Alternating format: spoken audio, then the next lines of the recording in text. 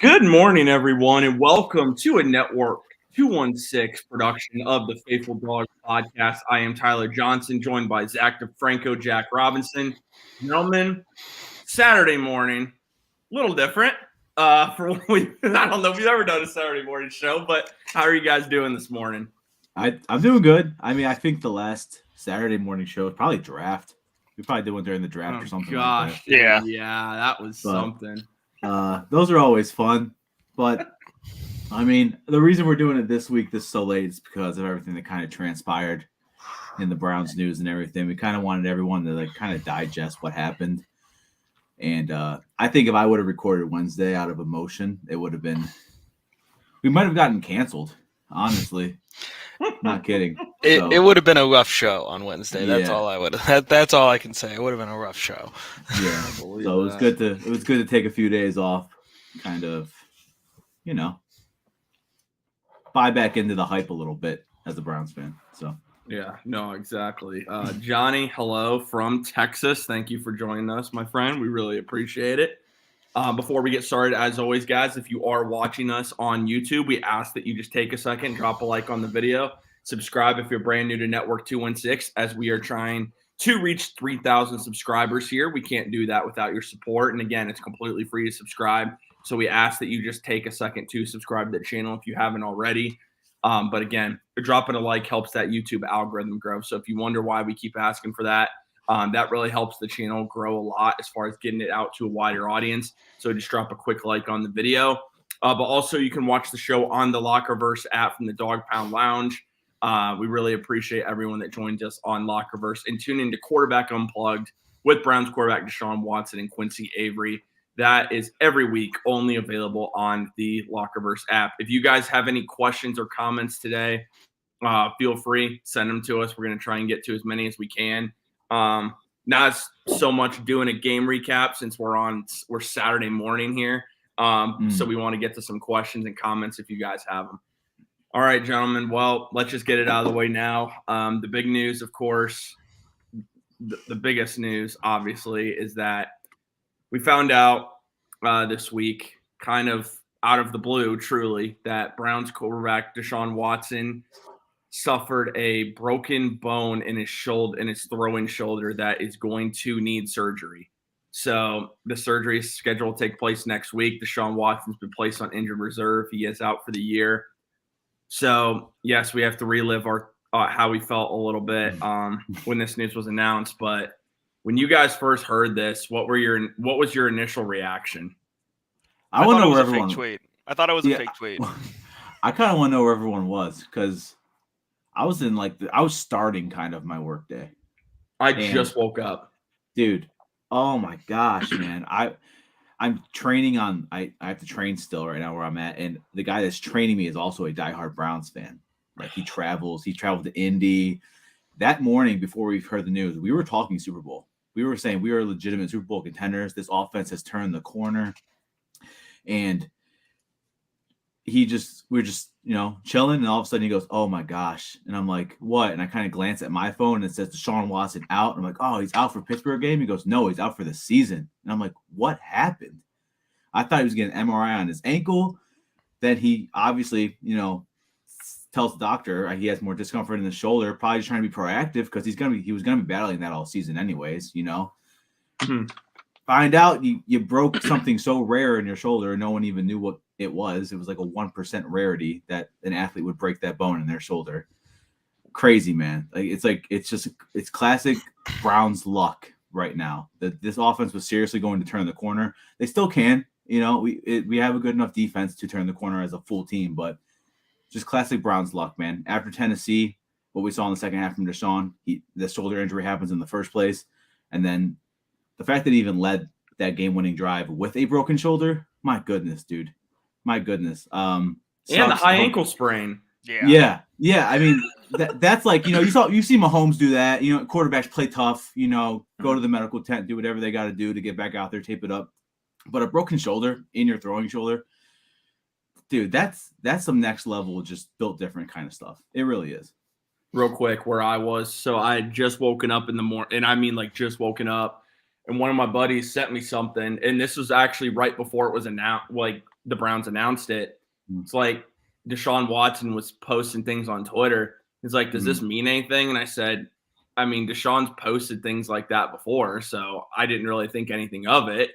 And he said, well, is he out this week? And I said, I mean, he suffered that ankle injury, but he said he was going to play. So my thought was, well, maybe he's out this week. And all of a sudden we get the news, and like, I'm just going to be honest, it ruined my day, which really sucks to say. Like, it shouldn't, but it did. Because, again, you were just on this. We were thinking number one seed here. I mean, like we were thinking the Browns could be the number one seed, win the AFC North. And again, we still can technically win the North. It's going to be difficult, but you still can do it. We're thinking all these things, man. And then I see this news, and I'm not kidding. It absolutely ruined my day. The entire day of mine was pretty much ruined. And I didn't know what to think. I was at a loss of words, and I couldn't believe it. So that's at least where my reaction was. And I'll admit I was very doom and gloom originally when it happened because, I mean, naturally you're going to be because it just seems like it's the same old thing, same old luck to happen to the Browns. But, much better headspace now, that's for sure. My mom says the Browns still have good things ahead. It's and true. That's where I'm at now too. Seriously though, because I was in such like season's over, but I just needed some time to just. I tweeted that. I tweeted season's over. I'm not even joking. Season's over. And I went back later on in the day and I deleted that because it's not. It's really not over. That would be giving no credit to this defense, no credit to Kevin Stefanski. He's pulled out wins against San Francisco with PJ Walker.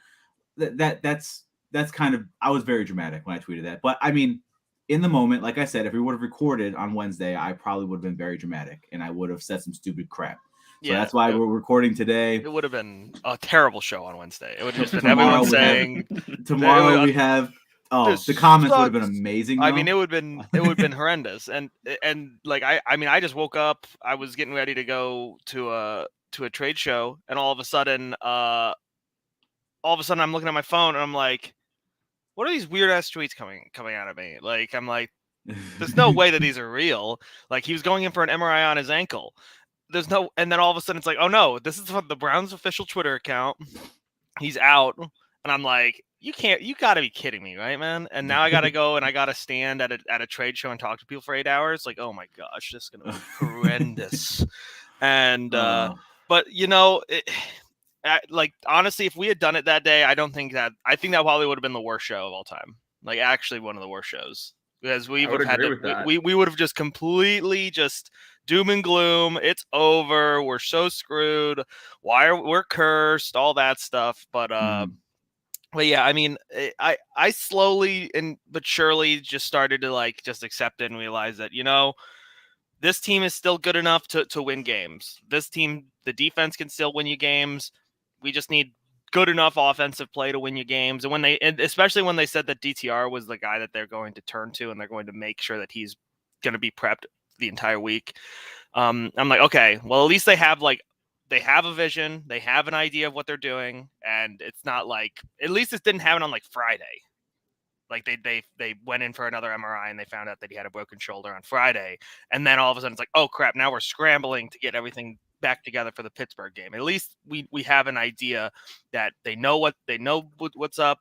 They're moving in this direction, and we have at least some idea of what this team is going to look like.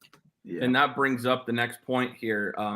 Jack kind of went into it, so I'm glad he took the lead there. But the Browns are making the switch at quarterback again. They are not starting PJ Walker this week. They're going to be starting Dorian Thompson-Robinson. I'm seeing some comments about DTR. A lot of people saying Big Johnson Liquor and Beer TV says DTR at least has been prepared this week. I do believe. Do you believe? Johnny also said that DTR is prepared this week. He wasn't last start. He found out he was playing on game day. The rookie's going to be 1-0 versus the Squealers. That's the plan.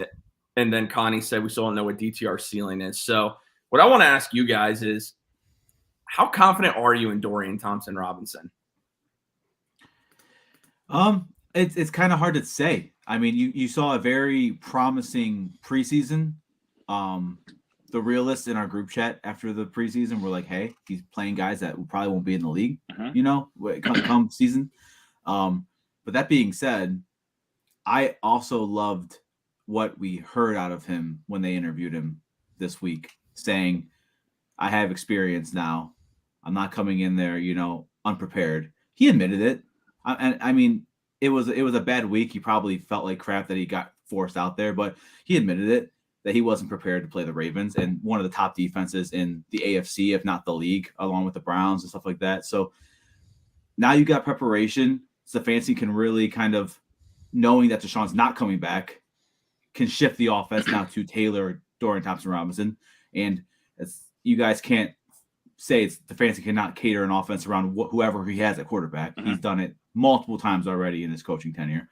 So we might even see a whole different offense. I'm glad you mentioned that, Jack. I mean, Zach. Wow. Yeah, gosh. It's good. The names rhyme. The names rhyme. I'm glad you mentioned that because there was a video I got a glimpse at on Twitter. I think either Cam, one of the Browns, that was at Browns analyst that was at practice, shared it. DTR was working on RPOs. Mm-hmm. Mm-hmm. He's a scrambling quarterback. He can extend plays. He's fast. You gotta let him you gotta let him just be him. You can't just throw him out there and throw the ball 45 times a game right now. You just can't. You have to extend the pocket, open up the pocket a little more. I want to kind of see what the Saints did with Drew Brees throughout his career, kind of with DTR. Open up the pocket and let him, if there's nothing open downfield, let him scramble and make plays on his own. And please slide. Just that's all I ask. Yeah. Just please slide, man. Yeah, please. I think it's going to go well. Like maybe I'm just overly optimistic. The Watson news obviously sucked, and I was obviously in and out of this chat when that was happening. When you guys were just discussing it, I was at work and they said, "Hey, we got a meeting real quick before you leave for this place." I was like, "All right, cool." And they're telling us all these things that we're about to be doing. I was like, "All right, that's sweet." And then I look down at my phone and I see this tweet, from Adam Schefter. I was like, "No way in hell, nope, don't believe it. That's fake." And sure enough, it wasn't fake because then I thought to myself 2 seconds later, I don't get the fake account sent to my phone. Like Adam Schefter, every time he tweets, it gets sent to my phone so I can keep up and a couple other people. And I was like, wow, are you kidding me? Huh?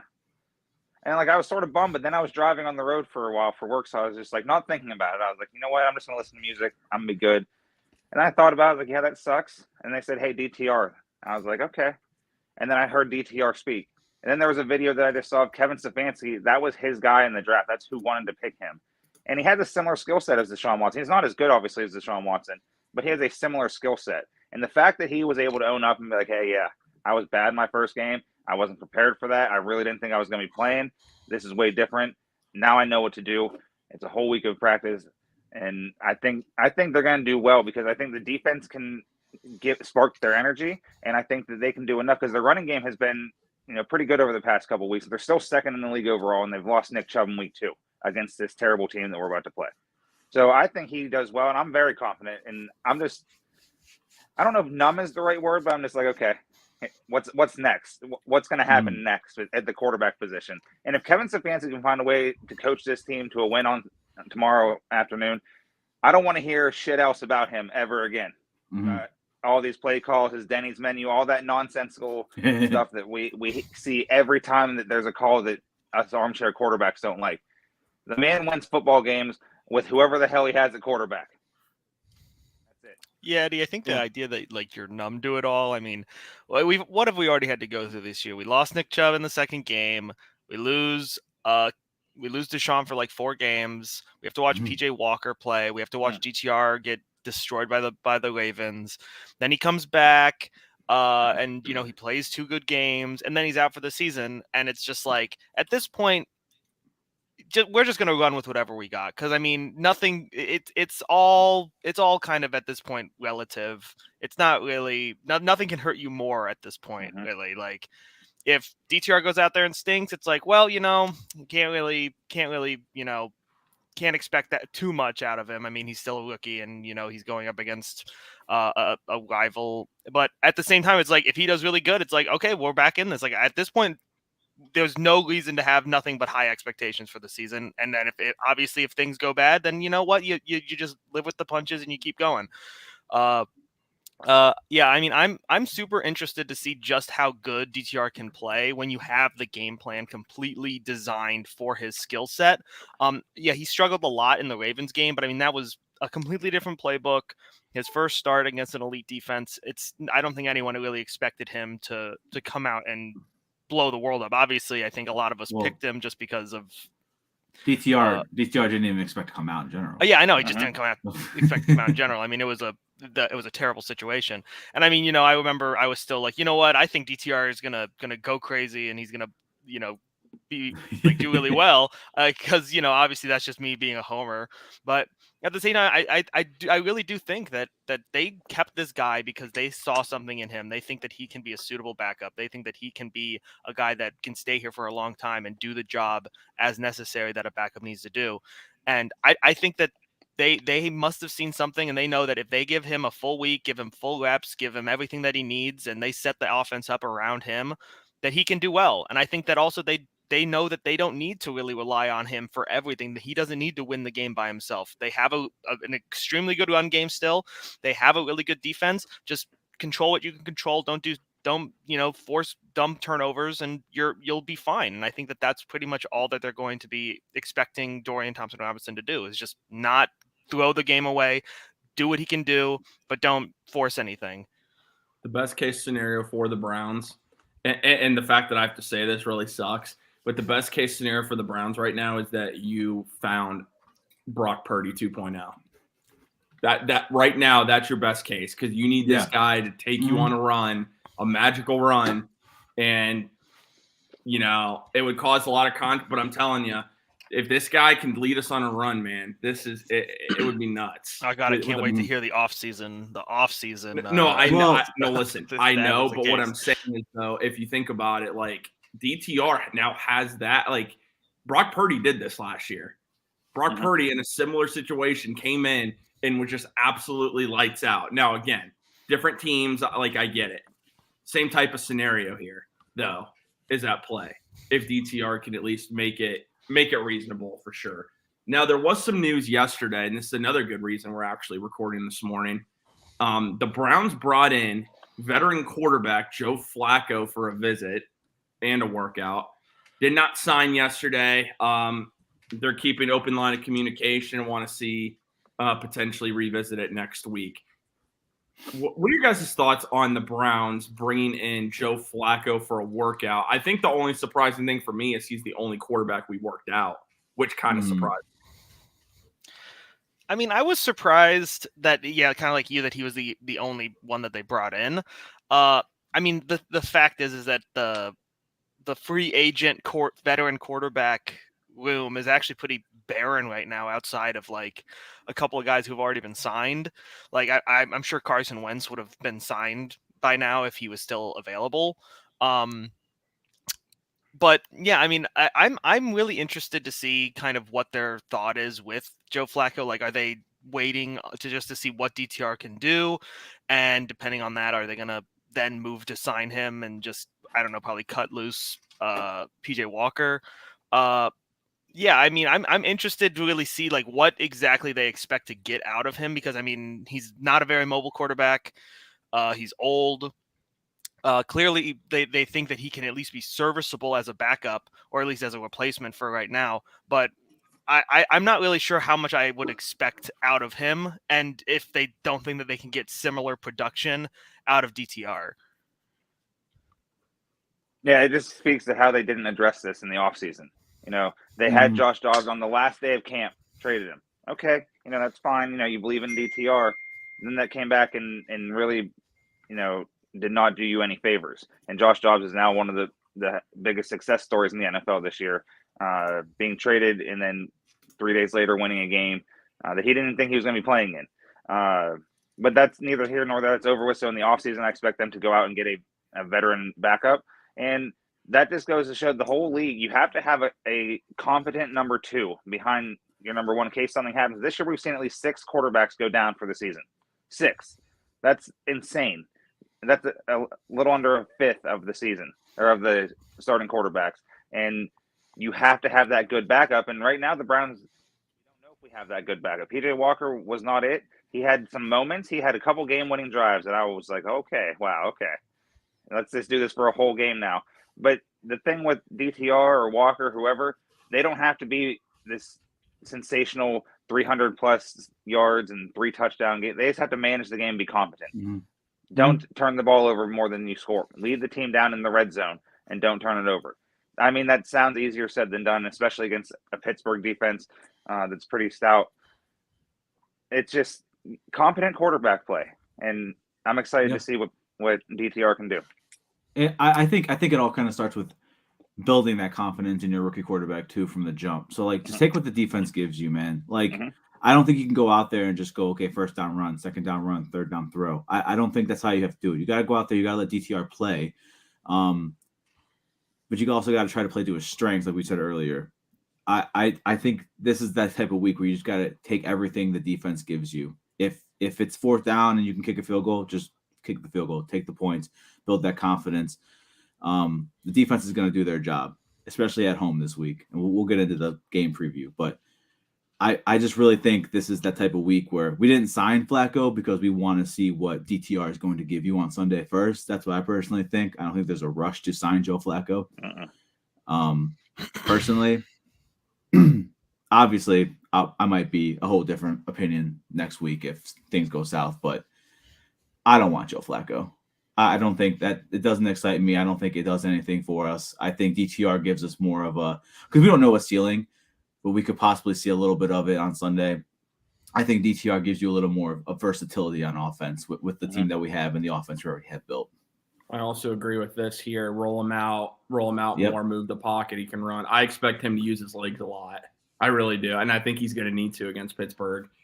I'll say this too about Flacco.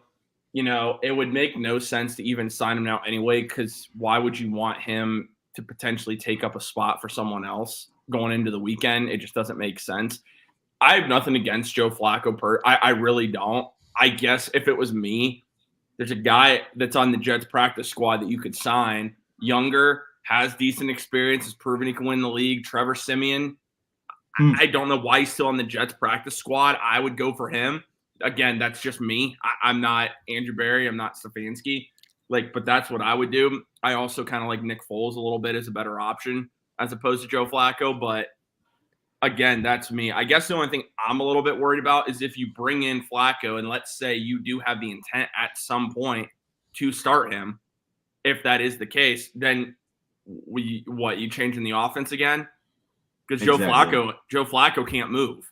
So that's the other thing I'm a little worried about. But I get it from a veteran standpoint. Joe Flacco got a ton of experience, former Super Bowl champion. I get it. It's just, it's probably, again, not my first choice, but I don't know.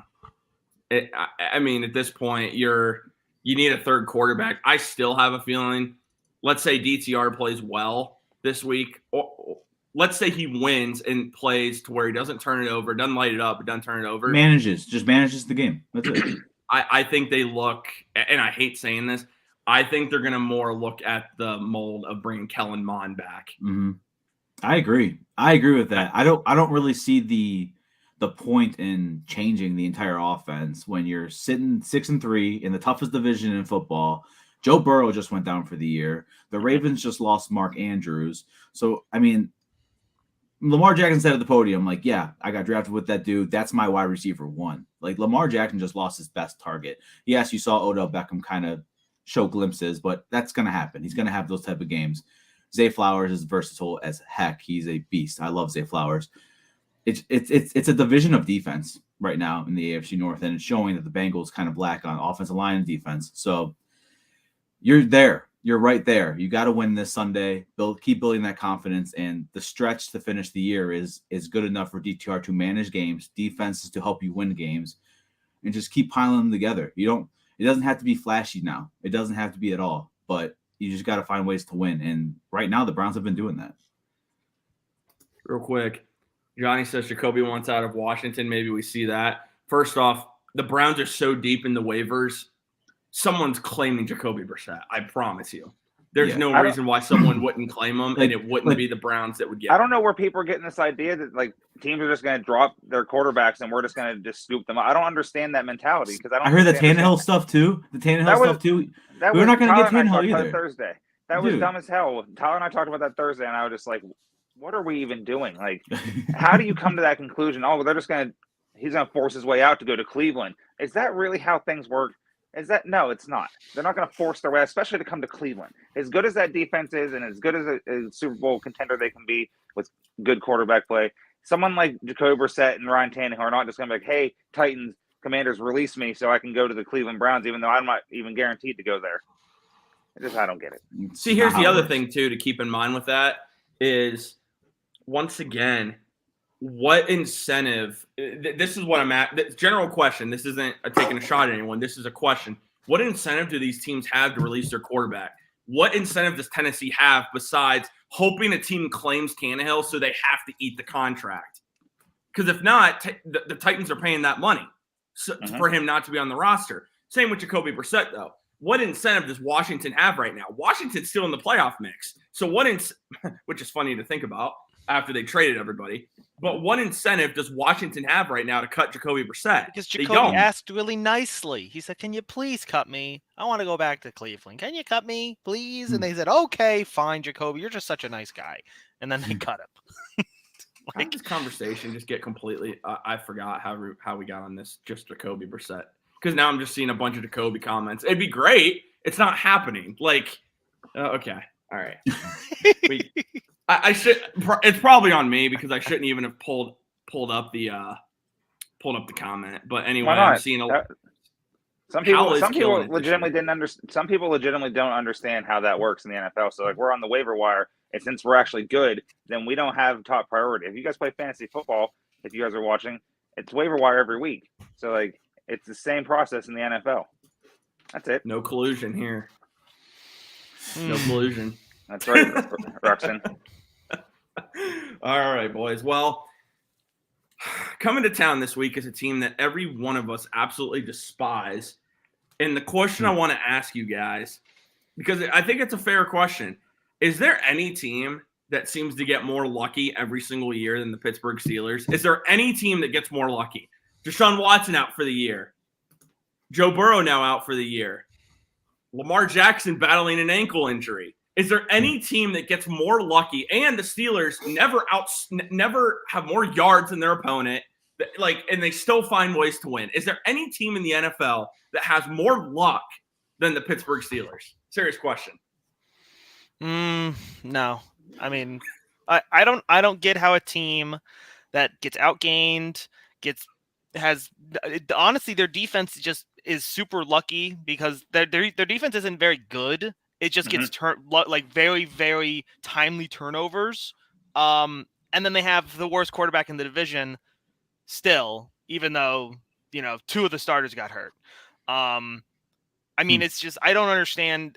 Obviously there's some sort of, witchcraft, demon magic that Mike Tomlin has placed on the Pittsburgh Steelers that allows him to never go below 500, because I don't see how you can really explain it other than that. I mean, every week it seems like there's something happening that allows the Steelers to win. I mean, whether it's just the bad placement on a fourth down call against the Rams, or just the Ravens receivers not able to catch balls. Like, there's always something that just lets them just slide just by the skin of their teeth, just barely slide by with a W. And it's just, I cannot stand it. I hate it. Every week I have to hear these Pittsburgh fans be happy, and I hate it. I hate seeing Pittsburgh fans happy. Try living around like in Steeler country, buddy, because it's even worse. It's the absolute worst. I hate that. I hate the fan. I said this the other night. I hate the fans. I don't hate the actual people that are fans, because my mother's a Steelers fan, so I obviously don't hate her. But I hate just the concept of their fandom. Oh, we're so good and blah, blah. You're not that good. Yes, you win games and you guys finish above 500, but what does that do? That does nothing. You guys haven't won a Super Bowl in forever. You guys aren't going to win another Super Bowl in forever. So all the 6 that you had before, I don't care about them. That's all they want to say. Oh, Sixburg and all this. I don't care. I just want to care about this Sunday. And then, remember what happened last time? Oh, yeah, when you guys took out our best player? Oh, yeah, I do remember that. So, I don't think the Browns are going, like, headhunting for revenge, but they're going to have that in their mind, like, all right, we're going to win this for Nick Chubb. And if he can somehow be there to smash that guitar, that'll be even better. But this team just finds ways to win, and they are the luckiest team ever. Because here's how Steeler games normally go.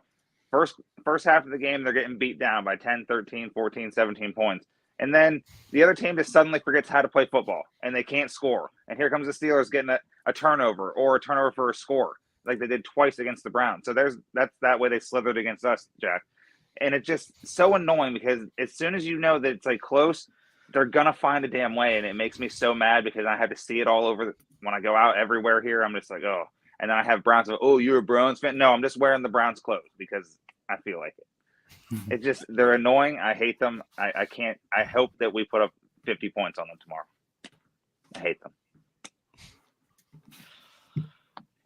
Tell us how you really feel. No, we're not allowed swearing that much, so I can't do that. That's the PG version. So I'm also scrolling Twitter, and everyone is calling for Tom Brady to come out of retirement to come play. Of course, for the that's Browns. definitely happening. Dude, we are losing our minds.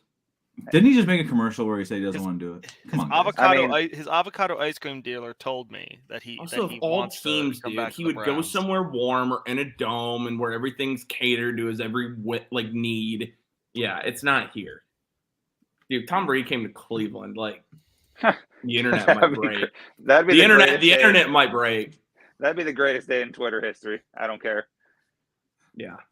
No, that actually very well might be. All right, anyway, so looking at the injury report for this weekend, Pittsburgh has already declared Keanu Neal out, Minka Fitzpatrick out, Montavious Adams out.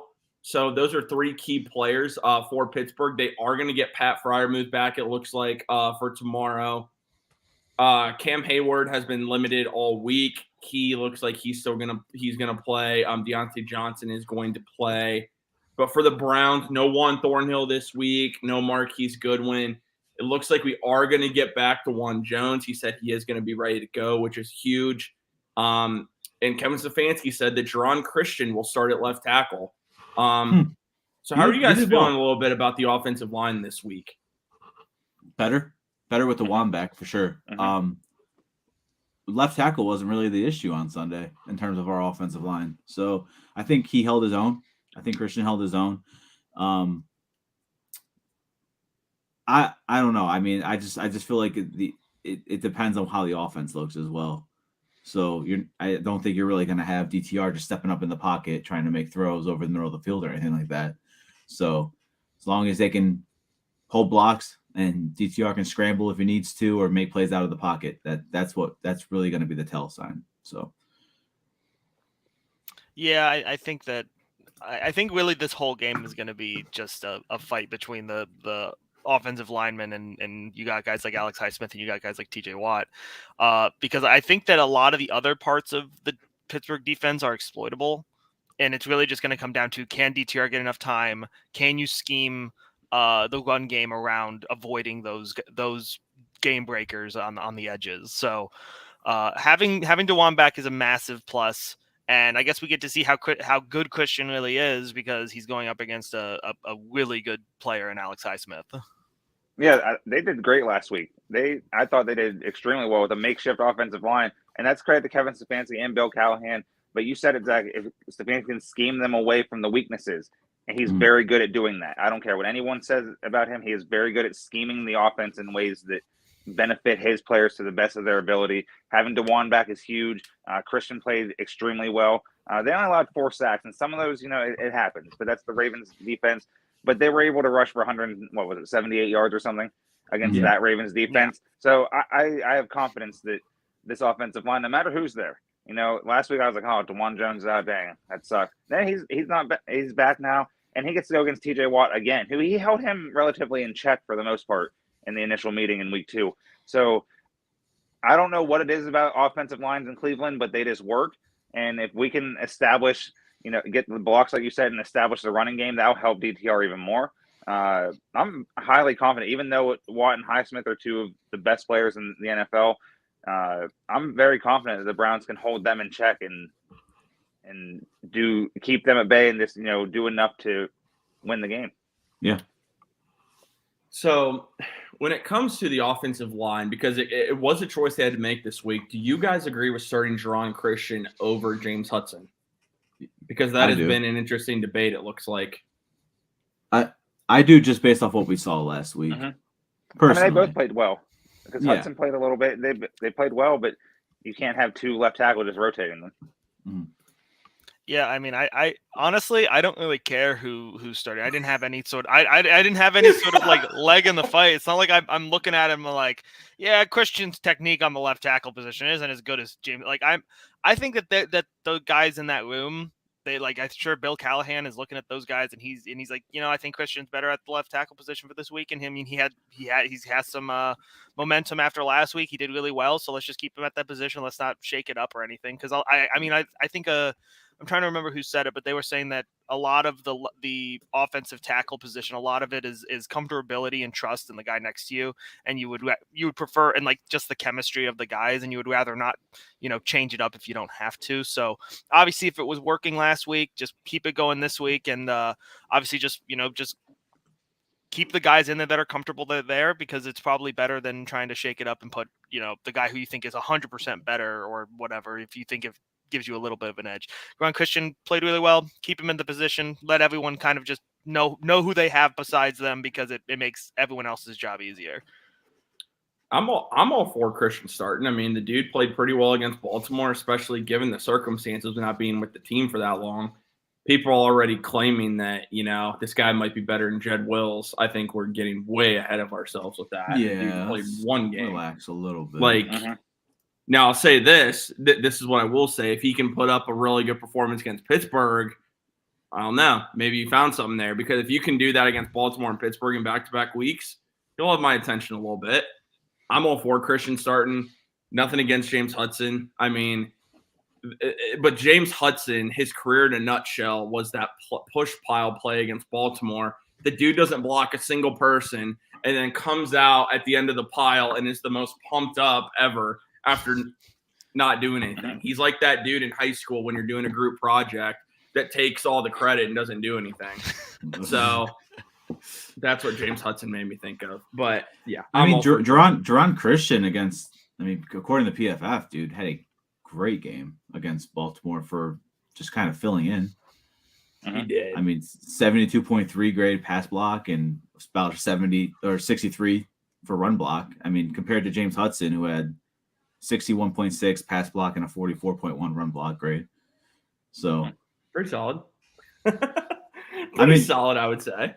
I mean, yeah, dude, for filling in. I'll take that as a left tackle right now, especially with a rookie quarterback. Yeah, absolutely. And for the Browns to win this game on Sunday, because I do think it's going to be a battle still, because Pittsburgh, again, they're one team that seems impossible to actually blow out for whatever reason. What do you guys think the Browns have to do in order to win this game on Sunday? The benefit that they have, they are going to be at home. It is not in Pittsburgh, thankfully. Oh, God. The fact of the matter is that Pittsburgh wins games because they are number one currently in terms of the turnover margin. They get a lot of turnovers, and their offense is limited enough that they don't really force the issue and give a lot of turnovers. So I think the Browns need to just, at the very least, just limit turnovers as much as you can. Maybe try to force a turnover from Kenny Pickett. I think he hasn't thrown an interception like the last 4 games because he only throws the ball like 15 times. And the other thing is just because again, the turnovers are how the Steelers win games. Like the Pittsburgh defense isn't good. They're middle of the pack to bottom 20. Or bottom 10 in every statistical category that isn't related to turnovers. Like opponents' passing yard per game, they're 7 or passing yards, or opponents' yards per pass. They're number 24. Passes per game, 23rd. Yards per game, 27 for passing. Rushing, it's even worse. They're 25th in opponents' rushes per game. They give out 4.5 yards per carry. They're giving up 131 yards rushing a game. They're not that good. They are not a very good defense. They get bailed out by turnovers. So if the Browns limit turnovers and even force some turnovers from the Steelers, you're gonna have a good game, because this Steelers offense isn't very good. It's not very explosive. They have some decent playmakers, but they have a very not good quarterback who can barely throw 20 passes a game because they don't trust him. So, and especially with the way our defense is, with how good it is, that they're going to have a hard time, going the length of the field. They're going to punt a lot. You're going to have a lot of opportunities. So just limit turnovers. This could be a field goal battle. I don't care. As long as you just don't let them get short fields, give them prime field position or anything like that, I think that the Browns can just completely control this game from start to finish because their offense isn't very good, their defense isn't very good, and as long as you don't give them free points with turnovers, I don't really see how this team can let an offense as sluggish as a Matt Canada, Kenny Pickett-led offense can be actually win them the game. I would love to see the Steelers fans' wish come true. They always want Matt Canada fired, so I see all that. I sort of don't want him fired because I want him to be terrible with them, but I want the Browns to be the one to cause that. I want them to. Kenny Pickett sucks too, by the way. He's not that good. He's awful. He's supposed to be the savior. He's supposed to be the next Big Ben, their next franchise quarterback for the next 20 years. No, he stinks. And the Browns can definitely get after him and frustrate him. And last week we saw the Browns use a Raven strategy against them and beat them the Ravens way. I think they do that with Pittsburgh and beat them the Steeler way, where they get those turnovers. They pick off Kenny Pickett at a time or two, or Myles Garrett gets one of those strip sacks. And, they might not necessarily score, but they'll be set up in good field position. This offense is very pedestrian. Their run game is terrible. They don't even know who to start half the time, even though it's always Najee Harris. But Jalen Warren is better, I think. But the Browns can run the ball. And in week 2, we saw that Nick Chubb was just running and rolling all over that run defense, and then he got hurt. I think they can do the same thing. Not necessarily, obviously Chubb games, but I think Ford and Hunt can step up and have a big game. So I think that they can do the Steeler way on the Steelers. I kind of disagree about their run game. I think they're really good at running the ball, and I think this Browns defensive line is. I think that's their bread and butter right now. Eddie is running the ball. They can't rely on Kenny Pickett. They have to rely on Warren and Najee Harris. From that standpoint, yes, but they're still not when you think of the Steelers, you think great running game, great defense, and then you have obviously Big Ben for 20 years, who gets you out of whatever. But they don't have, so they don't exactly. have. So I get what you're saying, though. I get what you're saying. They're that and their defense is kind of the reason why they're even in games. They're just in luck, like Tyler said. I mean, dude, I think they've have 150 points they've scored this year, and they've given up 183 or something like that, and they're still finding ways to win football games. It's insane. I would say control the clock, make Kenny Pickett beat you this week because he's not going to. He's just not. He's not. I just can't see it, dude. The dude throws for 120 yards a game. And limit turnovers. It's going to be tough, but I really think if you have no turnovers this game and you put the game in the hands of Kenny Pickett to beat you down the stretch, you're in good hands. It sounds simple, but anything can happen in the AFC North.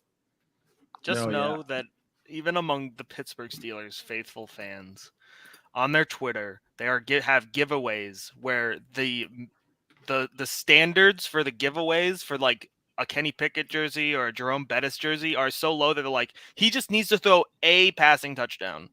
That's how low their standards are. That's pathetic. They know that he's not good enough. They know that he's not very good. They know that their offense stinks, that they think that the only way that they can win is through rushing, and that's it. And their rushing is also not very good. And so, if they don't think that Kenny Pickett can throw touchdowns, and I mean, he's only thrown a touchdown in he has it in half the games this season. He's thrown a touchdown, and the other half he hasn't. I mean, he didn't throw a touchdown against the Packers. And you think that he's going to be able to throw a touchdown when you got guys like Denzel Ward and Martin Emerson and Greg Newsome? I mean, I'm sorry. This should look. I don't. Never mind. I was going to say something crazy, but we're going to wait for the predictions.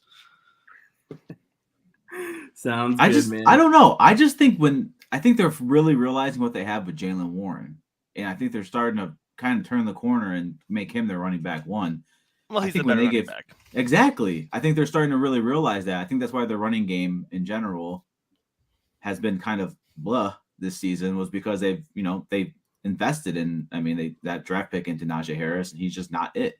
So I think Jalen Warren's their key to success right now on offense, along with Pickens, but they can't get him the ball. So sounds about he's right. crying about it. I love that he's already crying about it. I love that he's the next AB, only without the AB talent. Hilarious. seriously hilarious that he is acting the way that he is. Oh man, it's great. It's great. Well, boys, that time, as always, game predictions for Browns and Steelers. 1:00 tomorrow in Cleveland. Yup. Who you got? Jack, go first. You know, I really wanted to be like exceptionally disrespectful. I wanted to say that the Browns are going to shut out another team this year, and it's going to be the Pittsburgh Steelers. But I'll give them at least a little bit of respect. I'll say that they get like 2 good drives where they maybe get like 4 or 5 plays off. And I'll say that they get to field goal range twice. I'll say that Chris Boswell's good enough to hit 2 of those field goals. But I just don't really see how the Steelers, outside of getting some really, really timely turnovers, can win this game. Because again, I think the Browns defense is too good. I think their running game has really hit its stride.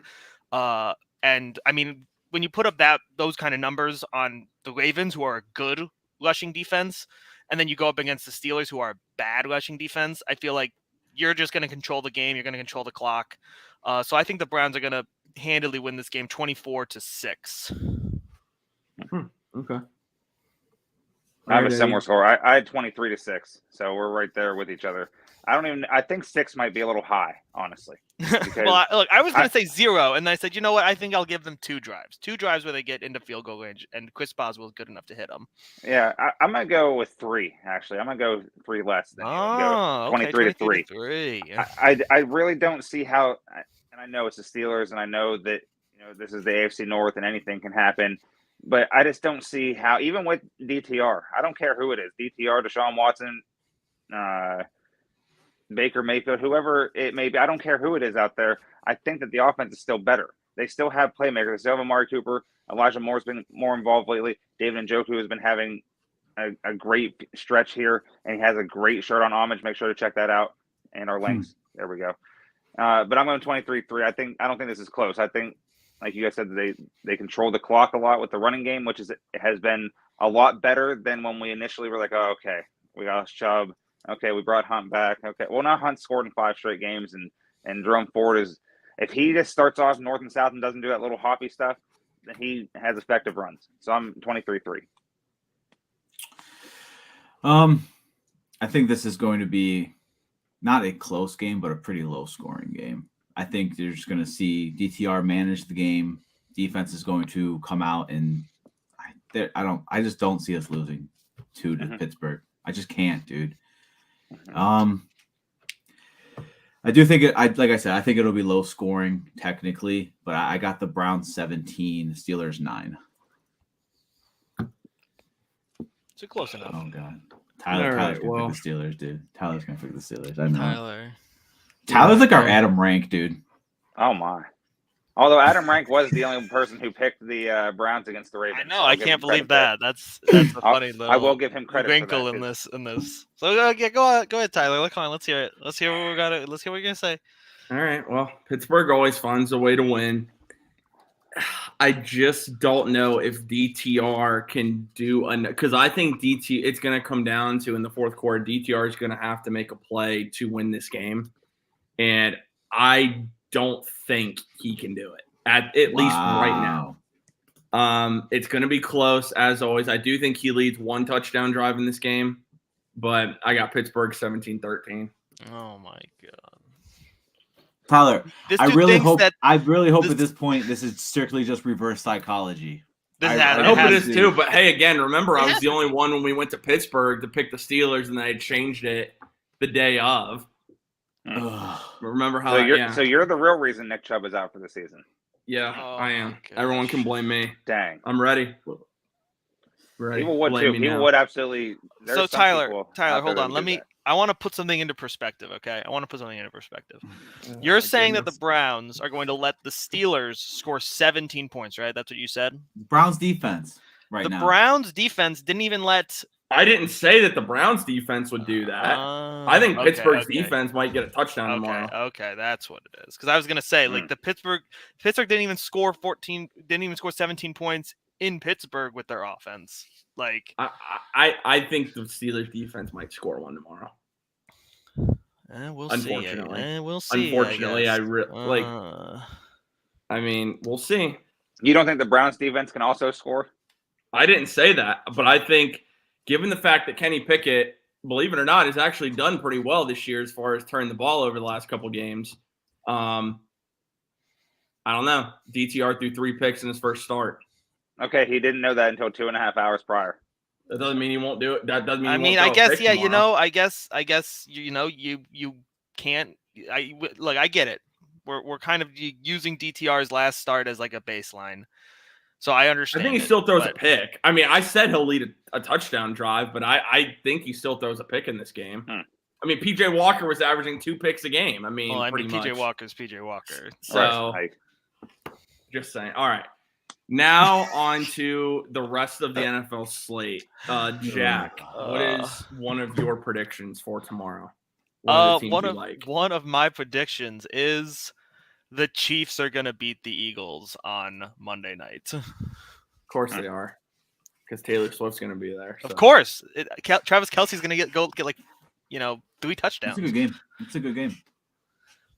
Their parents are meeting. I mean, this is basically like the proposal. He's going to propose after the game. He's going to propose after the game. I bet it. All right. I'm just saying. Hey,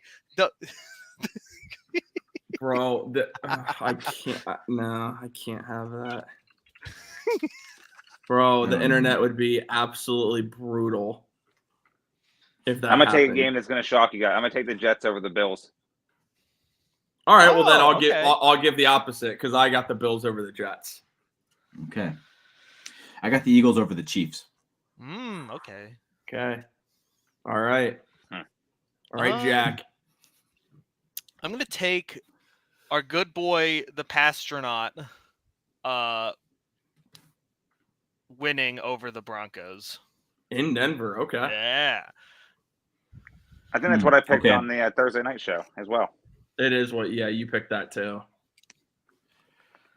All right, Eddie. I don't have the games in front of me. Someone tell me the games because I'm on my phone. I'll just tell you all the games really quick. Just tell you every single game on the slate. Here. A lot of them are trash.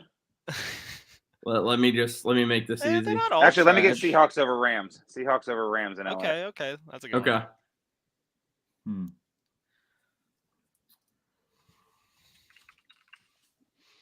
Give me the probably obvious. I don't know. Kyler Murray's back, but give me the Texans over the Cardinals at home.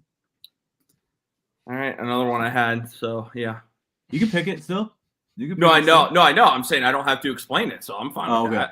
All right, I don't have to explain my reasoning now. It's a win-win if it wins. Who cares? I like CJ Stroud, man. I am trying to catch you though, and so picking the same games as you isn't helping me, but it's fine. It's fine. So we got a couple weeks left. We got a while to go here, so yeah. And then I'm gonna take the Commies over the New York Football Giants. Commies. The Commies. All right. Well, I'm with Jack on that one too. My boy Sam Howell. My boy Sam Howell, man. Everyone picked one of my teams. It's all good. After Eddie picks, I got one that might shock you guys. Oh yeah. Oh, right. Dude, I know it. I know what you're doing. No, I'm going Jags over Titans to put the Titans out of the playoff picture. I like it. All right. He's back. He's back, guys. I got the Justin Field-led Bears over the Lions this week. In Detroit. That's an interesting one. I have so much wiggle room with my record right now. I want to pick some underdogs. Okay, guy. Whatever, man. Wow. Victory lap season. At least I'm 500. I somehow got back to 500. So I You did get back to 500, dude, because you were below for a I know. I was like it could, dude, that could be one of those games for the Lions where it's just like a trap. You never know, dude. I don't think it is realistically. I don't think it is realistically. Lions are great this year, but Justin Field for my dynasty league, for the Network 216 Dynasty League, Justin Field over the Lions. Let's go. I can't afford. We can't afford that. That's out of the budget, buddy. Too much. Asking too much now. Oh, jeez. All right, guys. As we're wrapping things up, is there anything else you guys want to add? I just don't get why you always pick divisional rivals to beat the Browns this year. I don't understand what your agenda is, Tyler. It's first to Kyler. Trying to pick the right game. Tyler, here's the thing. Here's the thing, Tyler. Here's the thing. You're always tweeting extend Stefanski. He's coach of the year. And then you always sit up here You always sit up here and you pick us to lose. Do you Yeah. believe in the guy or not? Come on. The thing is, Oh. I don't pick them every week to lose. Just when they Pick play most the divisional important games opponent. to lose. Yeah, just Huh? when it's The divisional. AFC North. Yeah. Well, We're happens. 2-2, by the way. Also, I did change my prediction when we went to Pittsburgh, and then we lost. So No, I you picked stay the with Browns. you Bullied stay you with to you. do that, though. You stay. Well, with yeah, your because you had pick. bad mojo. The fact that you picked against them was bad mojo. You just stay with that Steeler pick. We're all just gonna stare at you. That's fine. That's fine. Oh, man. Homage.com. Check them out. I think they have a BOGO 30% off today. I think that's what it was The today. Angry Run They have shirt's deals all selling week. good too. The Hey, Angry Jack. Run shirt selling Yeah. Jack, you missed last week. I know I so did. I can't you believe owe us a fantastic homage ad read Well, dude, right it's now. really easy this week. It's really easy this week because first off, it's cold. So yeah, again, like I always say, you need to start going out and getting some of the new homage stuff that they have. First off, you got the Angry Run shirts, and they even have the new homage hoodies that they just showed off on Twitter. You could have gone, I forget where you could have gone, like somewhere in Public Square or something, and they were giving away homage stuff, and they're also going to have it at the game. I'm going to be going to see if I can pick myself one up. But the fact that, again, the Browns, all these, local teams are partnering with homage is because a lot of their stuff is high quality. A lot of their stuff is, just really cool and unique, and it's stuff that you can't really get anywhere else. They got all different types of styles, so whatever you're feeling like, if it's warm or cold out, it's winter in Ohio, it can't really decide what it wants. So you got t-shirts, you got long sleeves, you got pullovers, you got hoodies, and again, whether it's Brown stuff for this week or you're going to the Cavs game, you want some Cavs stuff, or you're going to a concert, they got everything for you. Pop culture, sports, crossovers, anything you like. It's all super comfortable. We're all wearing our homage stuff today, and it's all super comfortable, super high quality, and it's just the best stuff if you want to support your team. It's the best stuff if you want to support our team over here at Network 216. So again, use the link that I think is posted somewhere in the chat, and they'll probably post it again. And use in the that description link as well. in the description. Check out homage. You're going to see a bunch of stuff you like, and trust me, you're going to probably want to buy a bunch of stuff. And Christmas is coming up, so start looking for stuff for other people who probably like this stuff too, because it's super high quality stuff. Awesome. Nope. Said it all right. Absolutely love it, Jack. All right, guys. Well, we will be back for the Browns and Steelers pregame show tomorrow at 11 a.m. here on the Network 216 YouTube channel. So make sure you guys don't miss it. Going to be fun. There's going to be a lot to talk about again, as always. But we appreciate you guys tuning in to us on a Saturday morning, a little bit different. So we really appreciate Buckeyes. Huh? Go Buckeyes. Go Buckeyes. Absolutely. Yep. Absolutely. Yes, need go that. Buckeyes. But yeah, thank you guys, like I said, for tuning into this episode of the Faithful Dogs podcast.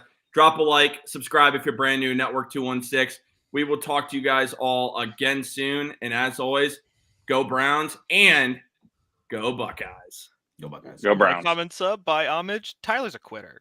He's a quitter.